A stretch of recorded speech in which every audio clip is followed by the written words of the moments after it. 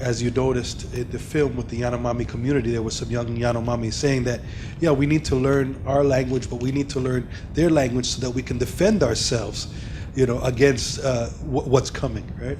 So that's a key, and that's why I'm happy that everyone is here. Okay. Chief Holloway of the New Jersey Sandhill Band of Indians.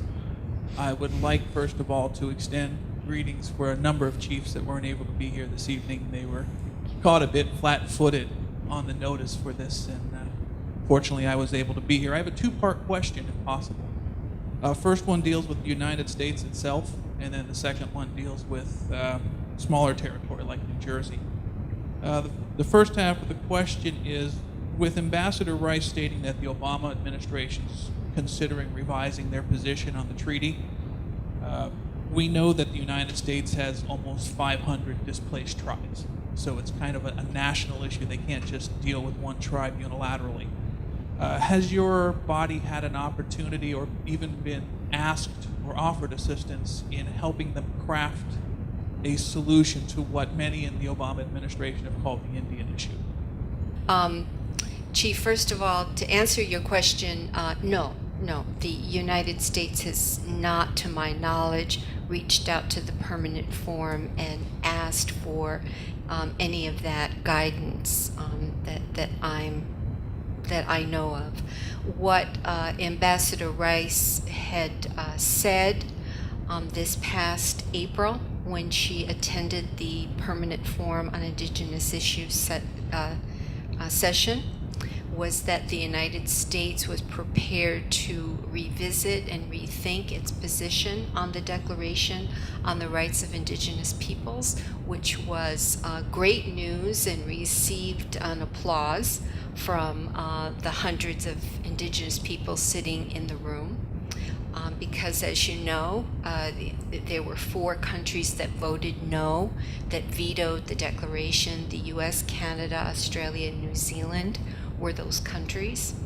And last year at the Permanent Forum session, as you know, New Zealand endorsed the declaration. The year before that, Australia endorsed it, and then last Friday, as Brody indicated, Canada endorsed the declaration. So here we have the United States kind of out there, and the only one that is still out there that has not endorsed the human rights of Indigenous peoples or American Indians.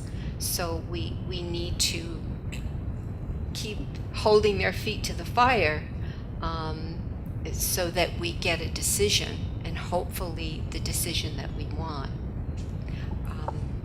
Thank you, Chief. Thank you. Now, the second half of the question is, I think this is a fabulous program put on by you and FDU. We're wondering, and because there's more than 10,000 Native American Indians in the state of New Jersey, I had an opportunity to take a quick straw poll of some of the chiefs that couldn't be here. We're wondering if there's going to be a more cohesive outreach. We feel that there could have been a greater attendance to this program if some of the other tribal heads were contacted so that they could talk to their people. It's a worthwhile program. From what I've seen, it's fabulous. But we're looking to see if maybe there's going to be some more advance notice or something where it comes out in email form, like stuff comes out in the forum, so that we can get it to our people so that they can get more people interested and involved. If it wasn't for my government liaison, I was ready to board a plane, and she said, "You need to be here," and I canceled my trip. We found it in a newspaper article, and she called me. So we're hoping that this program continues to grow, but is there going to be something maybe that is going to be with FDU or coming out of the body itself, maybe more media on it so that there's more attention to it and attendance? And that's our work, and also the work of the NGO committee on the Decade of the World's Indigenous Peoples. I do not have the authority to speak for the decade, but I'm just going to say one thing, if you allow me, Roberto, that the decade is a committee of volunteers and has a budget of probably 0 to $10, I'm sure. And under Roberto's leadership, who works full-time as a director at the Museum of Natural History with children and a full load, managed to put this wonderful event together along with his colleagues. So we're all working under tremendous challenges. But I think if we all come together, the university, the secretariat, the NGO committee, we can do something maybe in another 6 months or so and have a bigger event. We will take your direction, the community's direction, on what you would like, and maybe Roberto, you would also like to answer that.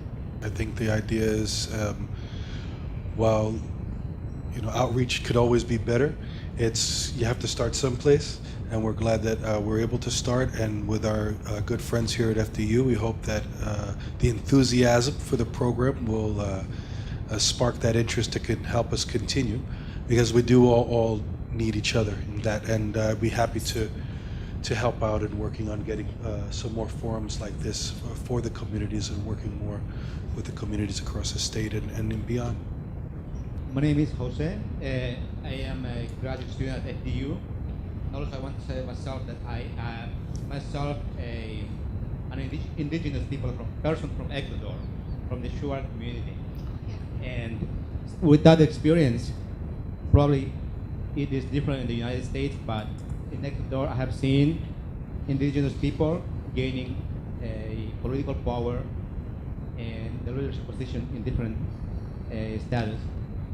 My question is, and I see a country, such a small country, it is hard to run as one country because the interest of the indigenous people and the main culture looks like doesn't match, and it's always a conflict.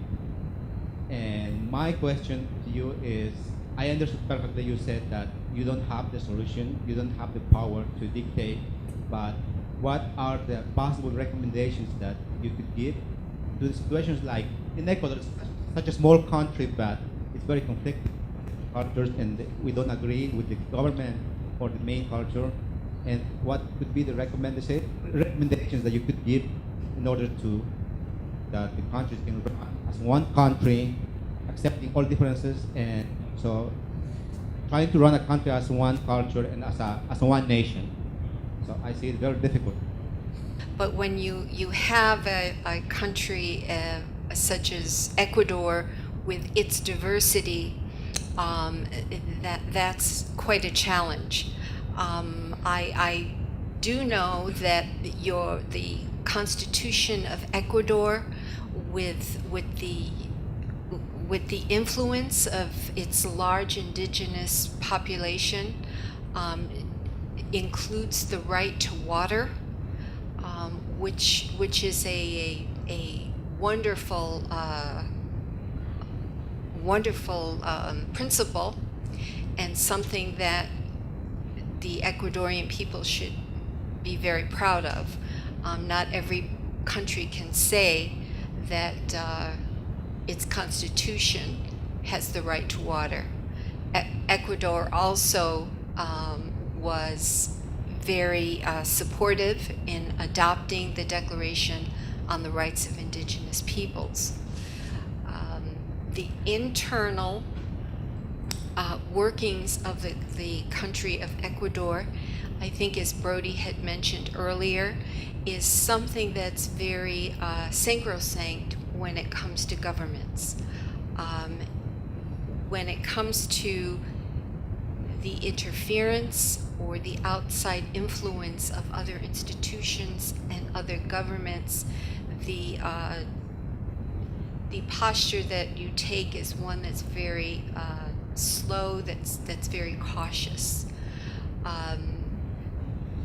You being, I'm assuming, a citizen of Ecuador, correct, would have the ability to work within your country and with your government on these issues of bringing the country and its people together.